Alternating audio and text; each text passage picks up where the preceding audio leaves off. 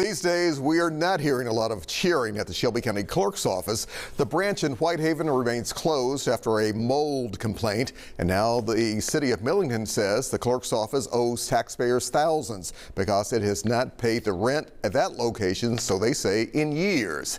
Shelby County Commissioner Amber Mills joins us now with her thoughts on this issue. Commissioner, always glad to have you back on 3 or 3. How have you been doing? Alex, doing well. Good. So what is going on at the clerk's office these days? What are you hearing, and how concerned are you? I did receive an email a few weeks back about the Millington office not being paid the rent, which the history there is there wasn't rent being paid, but then there was a contract, but I'm not sure, I don't think Clerk Halbert signed that contract. It was through the administration. So she's kind of out of the loop on that, it sounds like, from her point of view. But the city of Millington would like some rent, but all of the contracts are handled through the mayor, and the rental agreements are handled through the land bank, which is also under the county mayor. So how concerned should we, the taxpayers, be when we hear about issues like this, even though I know the clerk says, quote, there was an internal county clerk report regarding potential unseen mold. However, that has not been confirmed for at least that Whitehaven location. So how concerned are you? I hope they can get in there and see there's no issue with mold and the office can open right back up, is of course, everyone's hope. Beyond that, I look at the dollars to fix something with the county budget that we've got going now, and oh my goodness, I just hope they don't find any mold, Alex. Yeah, I know what you mean. When it comes to the clerk's office itself, though, a lot of people will say, haven't we been hearing just problem after problem after problem? Your thoughts? Yes, there have been many issues, and the comptroller's office came in to kind of help her out as well. And then we didn't hear anything for a while, and here we are again. It must have gotten too quiet, and now we're hearing again about the rent and the mold and whatnot with the different clerks' offices. All right, let's talk about another issue that has grabbed a lot of attention, especially over the past few days or so, involving Memphis-Shelby County School Board races all being aligned for 2026. What's your rationale when it comes to that? I know you and I had a chance to talk a couple of days ago, and you say this is really good for the people. This is what the people wanted. Yes. Why do you feel that way? Well, one, it's what the people wanted. There was no recall process, but from a commission point of view, aligning the races to one big ballot, it does save money, and it does bring out more people to vote and to be aware.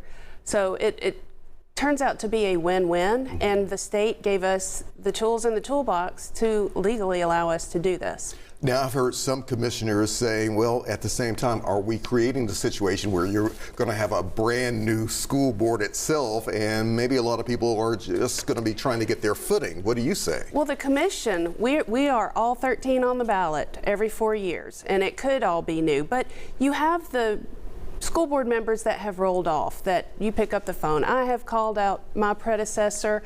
What's the backstory on this, on an issue I'm just introduced to? So you've got that whole element of support too. So what is the genesis really behind this? Because a lot of people will say, does this really kind of go back to the termination or firing of former superintendent Dr. Marie Fagans? Is this a way to kind of slap the wrist of those school board members who voted her off? Some people see it that way. We had a lot of citizens come down to the chambers. I saw a lot of them in Nashville, the whole legislative session, and they were adamant when they were going to handle this themselves with a recall, and there was no doubt in my mind that would have been addressed and taken care of. But with no recall process allowed for school board members, this is the alternative that the state gave us to align all of the school board races for as early as 2026. Let's talk about something else that we know is apparently coming. The National Guard could be arriving over the next week or so. We don't know for sure the timeline as far as we know here. What are you hearing? And is this a good move for Memphis and Shelby County when it comes to a way of addressing crime here? Well, we have not done a great job of it ourselves. Yes, we are closest to it, but we need help. And for the federal government to come in to assist our law enforcement. And we don't know what that looks like. And I think that's what's got everyone up in arms. Exactly what does this look like? Does this look like a National Guard coming in and maybe getting that deputy that's been behind the desk doing administrative office who is post-certified back out on the streets and then the National Guard doing his duties behind the desk. We don't know what it looks like, and I think that's what's got a lot of people up in arms. And then you have, I think it was Senator Robert Kennedy back in the day that said 20% of the people are always going to complain 100% of the time. So you're always going to have your little group of people that are just going to say no to whatever solution is given to remedy, but that I am glad the National Guard is coming. I hope this is our rebound moment for Memphis and Shelby County with the schools, with safety, to give us our boon to move forward and be the great city and county that we should be. But what about for those who are in fear that this could lead to a potentially very contentious situation? Well, we've had some people run to the cameras as soon as it was announced that was going to be the happen. And that right there, I think, is one of the main problems why Memphis and Shelby County does not succeed. You have those people who they need fear and division to stay relevant, and that does not help when we don't know what they're going to be here for. So exactly what their duties are going to be. Ideally, would you like for them to be here maybe 30 days, 60 days, maybe even 90 days, or? As long as it takes for us all to be safe. The fact that some people say they're not going to go out and spend money or go to restaurants because the National Guard's here, people are already trapped in their homes because of the crime. I would like to get rid of the crime.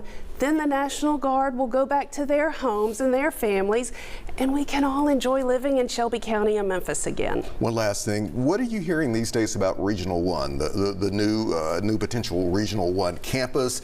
Will that likely happen? Will we see it kind of morph or evolve into something else involving some of the other healthcare systems? You know, we've heard about these plans to maybe merge or whatever.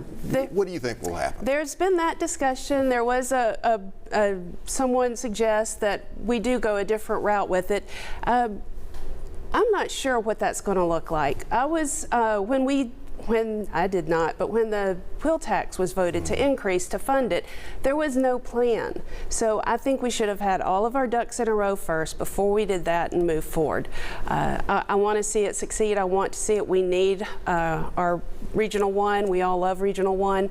So I'm hoping that we see them succeed and real soon. All right, Amber Mills, always good to see you. Good Stay to in see you touch. too. Will do. Thank you. All right, thank you.